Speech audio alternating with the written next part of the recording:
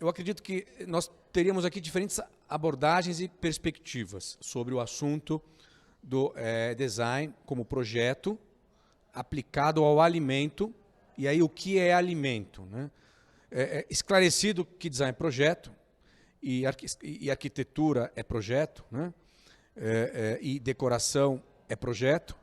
Projetos de bem-estar, projetos que levam não só estética, mas também ética para os ambientes e para a vida dos seres humanos. Quando a gente observa o assunto do alimento, nós começamos a trazer algumas outras provocações. Por exemplo, saúde vegetal, saúde animal e saúde humana. São três conceitos que hoje estão muito bem, fortemente conectados hoje, quando nós falamos de agricultura. Agricultura que gera o alimento, que se transforma em nutrição e que se transforma em gastronomia, ou seja, food design, né? Todo ser humano precisa de 2.000 calorias por dia. O que são essas 2.000 calorias? Carboidrato e proteína. No fundo é isso. Isso pode ser mais ou menos saudável, né? A depender de em que estado de evolução aquele ser humano está, né? Aí um outro estágio, nutrição.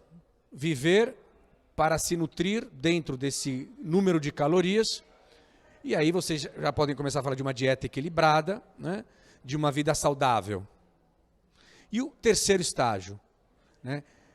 Se nutrir com satisfação, com alegria, com beleza, sem perder a ética, sem perder o conceito de saúde e de nutrição do corpo, mas, por que não, com alegria. É aqui que entra e joga pesado o food designer. É aqui que o arquiteto e o designer trabalham com maior intensidade. Ele vai trabalhar em conjunto, em colaboração com, por exemplo, um nutricionista, com, por exemplo, toda a área de saúde, com toda a área de alimento, e ele vai traduzir isso em 5 sentidos. Ele vai traduzir isso em percepção, né? Nós somos movidos por emoção, né? Nós interpretamos o mundo a partir das nossas percepções. E quem trabalha os 5 sentidos, senão o arquiteto de interiores, o designer de interiores, o decorador? Pensando um projeto a 360 graus, traduzir o valor e o significado do alimento para os sentidos que não sejam somente o sentido do tato, né, ou do paladar, do gosto, né? E aí trabalhar sinestesias e trabalhar ambientações que façam essa comunicação. Então, é aqui que eu entendo que existe muito espaço de especialização, e, de certa forma, é para onde o mundo está indo. Uma vez superados os desafios da alimentação e da nutrição, a tendência é trabalhar nessa área da satisfação, do relacionamento com o alimento, né? E aí, de fato, não é só um assunto de gastronomia, isso impacta poderosamente os ambientes de vida das pessoas, internos nas próprias casas, nos restaurantes, nos ambientes de convívio, né? E essa é uma abordagem que a gente pode trazer do food design, né? Uma outra abordagem, eu trato isso numa segunda rodada, é a humanização que o design leva para toda essa cadeia de negócio do alimento, da originação da semente até a mesa do consumidor, como o design pode tornar mais transparente e mais humano e mais bela toda essa cadeia que, de certa forma, nós da cidade não conhecemos o que acontece no dentro da porteira e no antes da porteira e toda a logística que movimenta alimentos. Então, o design ele tem uma função muito interessante nesse sentido de projeto, né, de tornar mais humano o processo. O conceito de economia criativa é gerar nova economia, né? Então, tudo aquilo que não é tradicional, é inovador, é criativo, né? É uma coisa que não existia e passa a existir, é criativo, né? Quando eu crio algo é porque não existia algo, eu criei algo. Eu invento algo, o ato criativo inventa alguma coisa, muitas vezes essas coisas não existiam.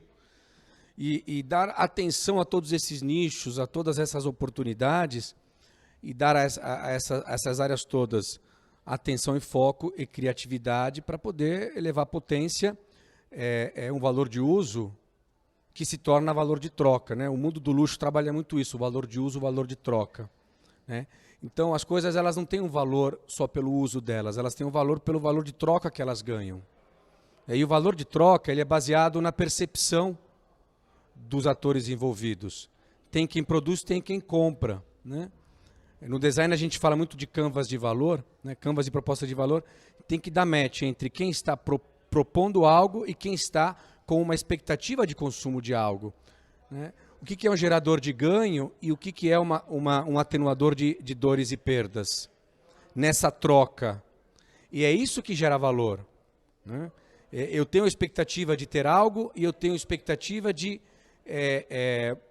resolver certos problemas. E quem está me propondo uma solução se dá match com essas questões, aí sim tem um valor de troca. A economia criativa ela trabalha todas esses novos nichos, essas novas oportunidades de valores de troca. Então, por exemplo, uma coisa que na Itália está muito bem resolvido, que é a questão do turismo atrelado ao mundo da alimentação e gastronomia, é uma coisa que o Brasil poderia explorar muito e não explora, né? Não sei quem teve a oportunidade de ir para Milão participar da Expo de Milão, de anos atrás, que foi sobre o alimento, né? E aí, vivenciar aquilo é ter clareza do que significa valor de troca, ou seja, design aplicado a um alimento para tirar daquilo 3, 4, 5, 8, 10 vezes mais valor do que aquilo tem enquanto só alimento. Quando a gente diz vamos agregar valor, a gente diz vamos sair de um valor de uso e vamos levar a um valor de troca que justifica o preço de uma Louis Vuitton. O que justifica o preço de uma Louis Vuitton é o processo de criação, é o valor da história, da memória daquela marca, é o significado que está por trás daquele processo todo. Então, o que é o significado que está por trás das coisas que nós fazemos? Isso gera, de fato, nova economia? Move pessoas? Então faz sentido.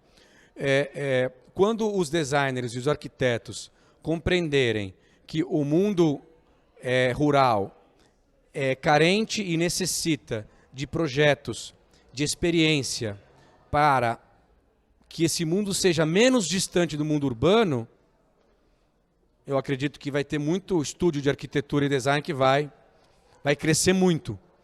Ao invés de sair de uma competição nos centros urbanos para poder projetar mais uma cozinha, por que não projetar uma fazenda do futuro que vai passar por uma transformação digital, que vai se transformar num ambiente de acolhimento do cidadão urbano para se reconectar com a natureza? E, por outro lado, por que não trazer mais natureza para os ambientes urbanos? Então, o desafio dos designers e dos arquitetos é humanizar e trazer mais natureza para os centros urbanos, para a casa das pessoas, para os supermercados, para os ambientes de convívio, e levar cidadania, dignidade, beleza, acolhimento para os centros rurais e distantes, né? E repito, eu conheço muitos produtores, existem mais de 5 milhões de produtores brasileiros de alimento, certo? E muitos são pequenos e médios. Agora, quando você começa a ver o movimento cooperativista crescer, quando você começa a ver o movimento associativista crescer no agro, e grandes produtores em nichos como vinho, café, enfim, o Brasil produz tudo. E a oportunidade que não seria trabalhar o conceito de food design nestes ambientes para transformar isso em convivência, turismo. A maior parte dos produtores brasileiros, eles por lei mantêm a mata nativa. É uma obrigação. Boa parte dos produtores respeitam a lei ambiental brasileira. E nós aqui distantes, né, da mata nativa brasileira, dos biomas brasileiros, carentes de contato com a nossa ancestralidade. Então, o que está faltando aqui? Conexão entre pontas que estão soltas. Esses ambientes distantes preservados, mas que poderiam se tornar, por que não entretenimento, por que não vivências de turismo, de gastronomia, e aí você pode conectar o artesanato brasileiro, você pode conectar uma série de outras coisas e frentes. Enfim, o que a França e a Itália fazem muito bem, o Brasil poderia fazer. Serviria uma orquestração, é claro, né? Um design que olhe esse todo. Agora, para arquitetos, existe uma grande oportunidade se os arquitetos começarem a olhar além do centro urbano e das casas e dos ambientes, né? Tudo está mudando. A cozinha está mudando, os supermercados estão mudando, os carros estão mudando. Tudo na sociedade nos próximos 5, 8 anos vai mudar. Os ambientes rurais estão mudando. Então, dentro dessa história toda, né, quem tem, como se diz, né, para bom entendedor, poucas palavras servem. Existe muita oportunidade para trabalhar projeto nessa linha e nessa visão. E é uma coisa que a gente tentou levar muito lá para o Instituto Europeu de Design, quando eu estava lá na direção da faculdade, inclusive com a Silvia, trabalhamos muito esse conceito lá, de explicar para os jovens designers que, mais que criar uma cadeira bonita para levar para o Salão do Móvel de Milão, talvez seria mais interessante criar uma cadeira para esses 90 milhões de brasileiros que não têm onde sentar.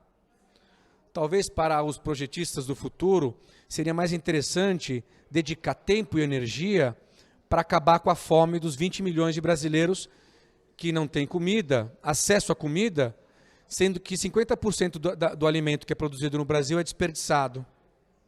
Entre a plantação, distribuição, supermercado e mesa das pessoas, mais de 50% dos alimentos são jogados fora. Então, os projetistas, os designers, os arquitetos, aqueles que têm a capacidade de pensar projeto, poderiam e deveriam estar dedicando mais energia, na nossa opinião, na minha opinião, em resolver problemas reais do país, né? Uma coisa não elimina a outra, mas, repito, tem muito espaço para trabalhar problemas reais do país, e o food design é um meio de fazer isso, em uma parte, né, da cadeia do valor do negócio, mas, repito, existem muitos elos da cadeia que estão totalmente desassistidos, sem olhar nenhum. Então, precisamos humanizar o processo de geração, distribuição e consumo do alimento no Brasil. Essa é a minha provocação aqui para vocês. Porque o Brasil, que é o país tropical, nega a beleza da natureza e não trabalha isso nas cidades com maior atenção, com maior respeito. Ou seja, porque as cidades brasileiras, que são cidades tropicais, diferentemente das cidades europeias, né? Então você tem uma cidade, Florença é uma cidade renascentista, existem cidades medievais, renascentistas, barrocas, que são cidades que têm uma identidade e um significado, né? E aí no Brasil, fora o Rio de Janeiro, que é uma cidade com identidade e significado, porque foi pensada para ter identidade e significado. A natureza do Rio de Janeiro faz do Rio uma cidade única no mundo, né? Aquela zona sul do Rio. A partir desses novos significados que os ambientes ganham, as coisas elas vão se transformando. Então, ir ao supermercado é um prazer. É um prazer no momento em que você tem um novo conceito de supermercado, onde você tem um engajamento, um relacionamento, onde você tem um entretenimento, é entretido, os teus 5 sentidos. Então, ir ao supermercado é um prazer. E é um prazer por quê? Porque você quer pegar uma meia hora, ir a pé até o supermercado perto da tua casa e, repito, ter vivências e experiências sensoriais. E comprar uma coisa ou outra. Isso é o supermercado. É uma nova economia que gera, porque você está engajando novas competências, novos profissionais, você está contratando pessoas que vai ter um valor de trabalho diferente no engajamento com aquilo.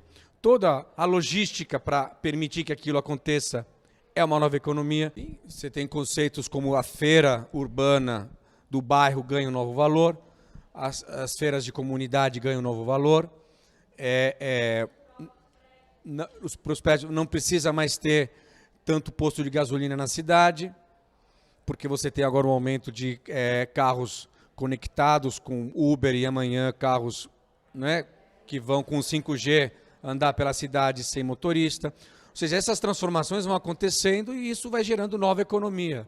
Então, novos projetistas. Se você busca uma experiência de alimentação, de nutrição ou sensorial, e é possível você ter isso, né? Por quê? Porque o nosso estilo de vida está mudando e arquitetos e designers estão acompanhando esses processos e estão redesenhando ambientes que fecham e reabrem, né? Ambientes corporativos, a moda antiga, vão fechar e aquilo vai ser ressignificado. Então as coisas vão ganhando novos significados. Novos significados gera nova economia.